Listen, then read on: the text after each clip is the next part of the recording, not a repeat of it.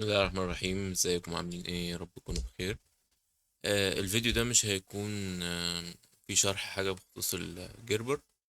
هو بس هيكون فيه عن المواصفات المناسبة اللي تقدر تستخدمها وتشتغل معاك كويس بدون اي مشاكل على سواء جيربر او كلو، يعني برامج التصميم عامة، او لو انت باترونست او فاشن ديزاينر، إيه البرامج اللي المفروض تكون عندك عشان تبقى في بدايتك. تمام، هي مش كل البرامج ولكن دي البداية اللي انت ممكن تستخدمها. طيب نبدأ بالإمكانيات. هنشوفها طبعا مع موقع الشركة. بالنسبة لكلو، عندك المينيمم وعندك الريكومندد. المينيمم اللي هو الحاجات اللي هي أقل حاجة تشغل البرنامج، طبعا ده بنسخة 25. المواصفات اللي احنا هنقولها في الفيديو ده إن شاء الله هي بتاعت بأحدث حاجة، يعني أحدث حاجة نزلت، دي المواصفات اللي تشغلها بشكل كويس. تمام، لو نزلنا في الاصدارات اكيد الدنيا هتبقى الطف كتير. تمام. بالنسبه لكلو 25، اقل حاجه تشغله بالنسبه للاو اس اللي هو الاوبريتنج سيستم هو ويندوز 10 64 بت اصدار 1903. تمام. بالنسبه للبروسيسور اي ام دي رايزن 5 وانتل كور اي 5 جيل السادس، دول اقل حاجه يشغل عليهم الكلو بدون اي مشاكل. بالنسبه للميموري 8 جيجا رام، ودي هتبقى ماشيه معانا في كل البرامج. المينيموم الماكسيمم او الريكومندد اللي هو يعني المفروض بنبقى بنقول ده اقل حاجه ممكن تبدا بيها هو ال 32 جيجا. بالنسبة للجرافيكس كارد، أي جرافيك كارد هو غالبا بيبقى كارت مدمج، فما بيبقاش ألطف حاجة، والدنيا بتبقى بسيطة أو واقعة خالص فيه. الاستورج دي براحتك، السكرين برضو براحتك، الماوس والإنترنت كونكشن. تمام. طيب الريكومندد بقى اللي الشركة بتقول لك انت لو تقدر عليها جيبها ويندوز 10 برو 22 اتش 2، احدث حاجة في الويندوز 10 واحدث حاجة في الويندوز 11 شغالين. بالنسبة للبروسيسور عندك ال AMD رايزون 7 و9، والكور اي 5. ال 5 مش موجود اصلا. كور اي 7 وكور اي 9 الجيل ال 14. تمام. والنفيديا ار تي اكس سيريس، وهقول لكم ليه النفيديا ار تي اكس سيريس مفيده جدا بالنسبه للكلو. طبعا بقى الحاجه زي ما هي الاس اس دي، هنا اس اس دي وهنا اتش دي دي. بالنسبه للشاشه لو تقدر تجيب كواد اتش دي او 4K جيب، مش هتقول لك لا. تمام. ليه قلنا ار تي اكس؟ الار تي اكس جميل جدا جدا جدا بالنسبه لكلو او اي برنامج تصميم عامه. الفرق ما بين الار تي اكس والجي تي اكس في انفيديا عامة، الجي تي اكس مخصص للألعاب فملناش دعوة بيه، نركنه على جنب. الار تي اكس خاص بالشغل، فهنجرب عملي نرندر على البروسيسور ونرندر على كارت الشاشة، وهنشوف فرق السرعة يعني العشر أضعاف ولا 20 ضعف يعني الدنيا هتكون سريعة جدا. كارت الشاشة اللي عندي هو 3070 ار تي اكس، نسخة ال 8 جيجا من نفيديا طبعا، من ام اس اي. تمام، نسخة ام اس اي. طيب هنفتح فايل انا كنت شغال عليه قبل كده، ونقول فايل اوبن بروجكت. تمام، هنفتح مثلا الفايل ادريس ده. تمام.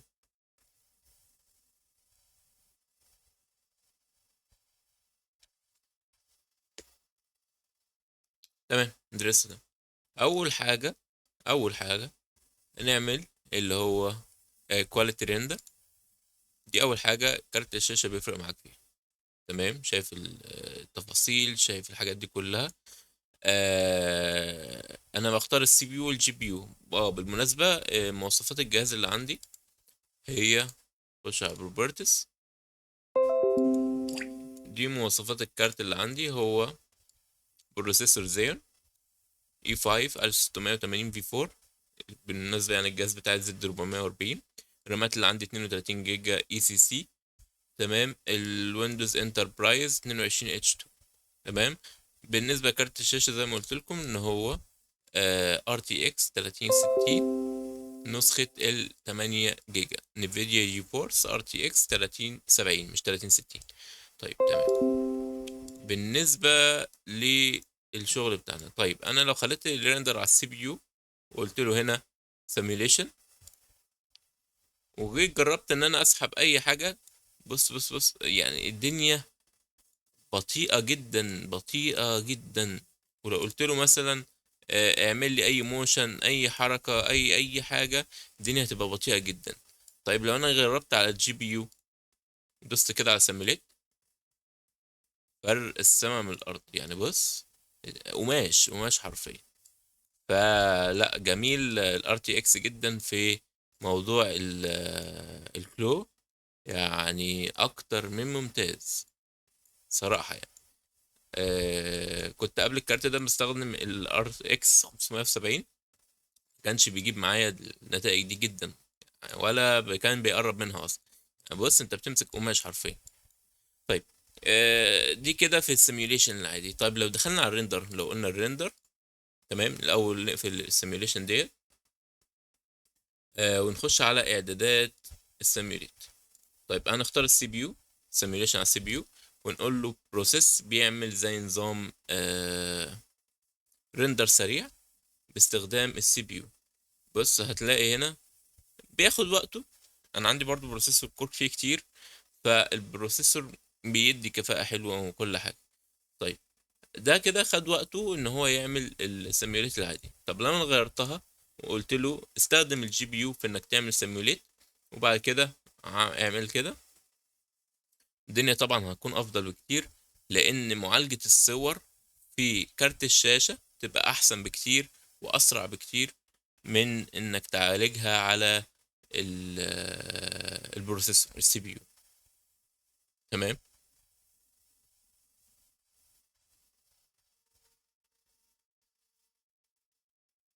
تمام.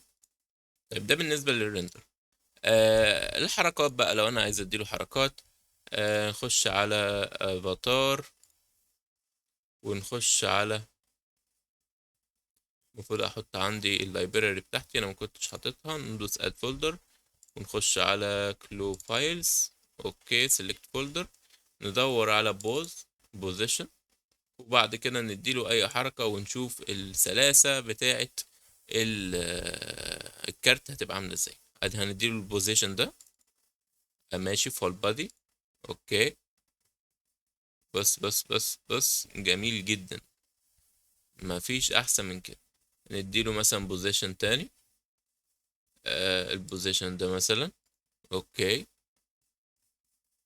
ممتاز. طيب نديله بوزيشن تالت، البوزيشن ده مع اني ما بفضلوش، ولكن يعني في ناس بتبقى محتاجة. طيب البوزيشن المفضل ليا بالنسبة للحريمي هو البوزيشن ده. تمام. بص، في حصل مشاكل هنا اهي، فهنحلها مثلا بكنترول زد. كنترول زد. طيب هو المفروض ما كناش عملنا كده. دوس سيميوليت.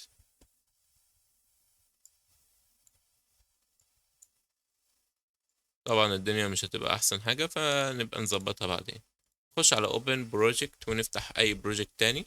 ده موديل تاني انا كنت عامله برضو، هنجربه. احنا كل ده بنتكلم عن يعني كفاءة كارت الشاشة الكويس مع البرنامج لما تكون مريحه، بيريحك بمعنى أصح. نخش على الكواليتي، وبعد كده نشغل آه الريندر على السي بي يو. اخترنا السي بي يو اهو، وقلنا ريندر كده. السي بي يو على فكرة مش ضعيف، لا هو بالعكس هو قوي يعني. بص شايف اللاج، البطء في ان هو ينفذ الامر، بطيء جدا. فلو غيرت على الجي بي يو، بص الحاجة خدت راحتها ازاي، ولو جيت حركت كل حاجة. تمام. بس ده بالنسبة لكلو. تمام. بالنسبة لجيربر، احنا مش هنتجه ناحية كارت الشاشة خالص. احنا اللي يهمنا في جيربر هو ال 2D. تمام. فال 2D اللي عندنا في جيربر مواصفاته ايه؟ ال 2D بالمناسبة هو بيشتغل، ال 3D بتاع جيربر بيشتغل على ال 2D. تمام. فهو بيقول لك انتل كور اي 5 الجيل السابع اقل حاجة. تمام، مع 16 جيجا رام اور مور، يعني لو حبيت تزود زود. اتش دي اور اس اس دي او هايبر درايف، اقل حاجه 60 جيجا برضو مفيش مشاكل. نيفيديا جي تي اكس 1070 8 جيجا رام. كل دي المينيمم، يعني المواصفات الاقل مواصفات تقدر تشغل عليها. هل لو انا شغلت مواصفات اقل من كده مش هيشتغل؟ لا هيشتغل، ولكن مش هيديك الكفاءة اللي انت مستنيها منه. عشان كده المواصفات دي بتاعت احدث اصدار اللي هو 18 حاليا او ال 17 حسب اللي نازل في السوق. تمام. فطبعا لو عندك مواصفات اقل من دي تقدر تستخدم عليها برضو جيربر، ولكن مواصفات اقل من شويه، يعني على جيربر 14 جيربر 10 الحاجات دي كلها هتكون كويسه. طيب الريكومندد المواصفات اللي ممكن تشتغل عليها كويس بدون اي مشاكل بالنسبه لجيربر. تمام. عندك ويندوز 10 او ويندوز 11 انتربرايز. تمام.